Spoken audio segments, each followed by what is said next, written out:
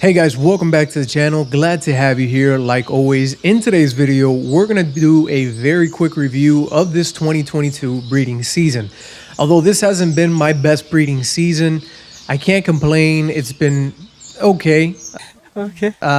We literally made it a little bit over 400 chicks for the year.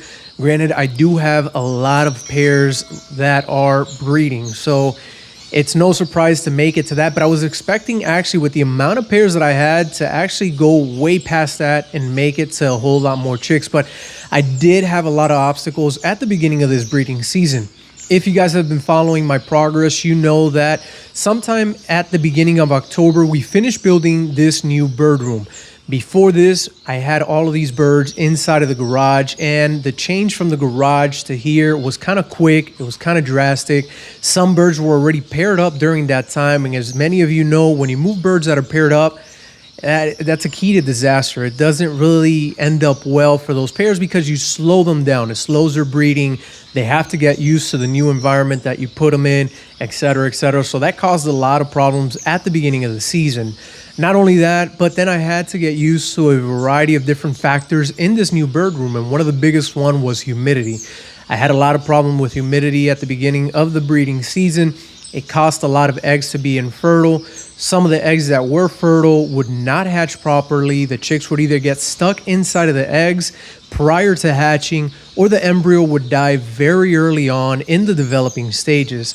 So this is a hobby where I've always said that you learn the most from your mistakes. And this year I've made so many mistakes that hopefully by next year I'm able to improve on them, and I kind of have a general idea of how to go about things.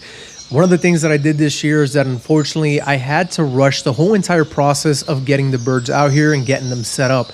When you're setting up your birds, you can't rush things. You have to properly condition them in order to have success during the breeding season. And that is something that I plan on doing now this following year for the 2023 season.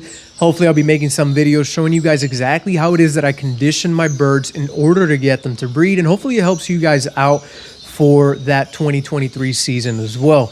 But like I said, I can't complain. It's been a good year. A little bit over 400 chicks were hatched. The majority of these chicks, of course, have been Australian species.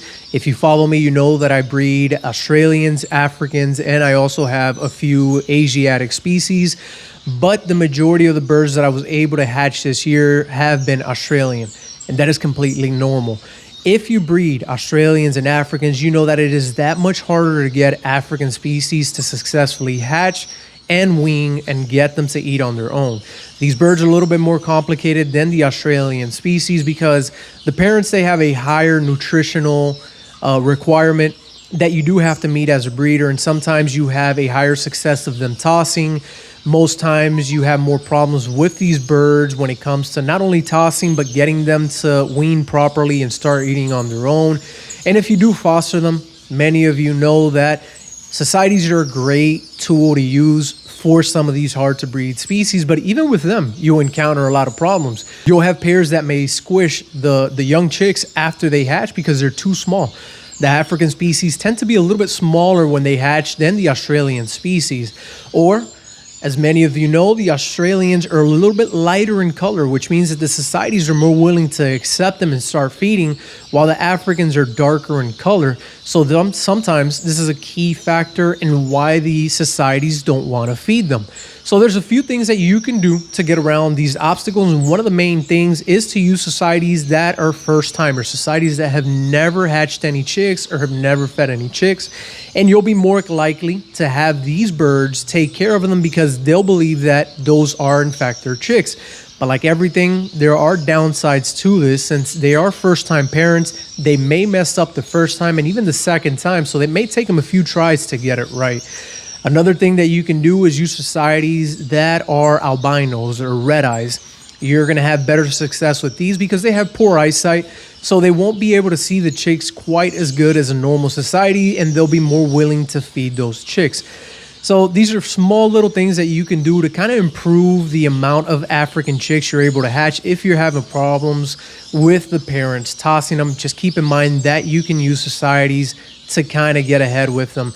And the Africans have been lost for a while now. A lot of you guys have been asking me, for example, for red cheek cordon blues, and although I've hatched quite a few of them, I do have to keep the majority of them to continue my breeding seasons.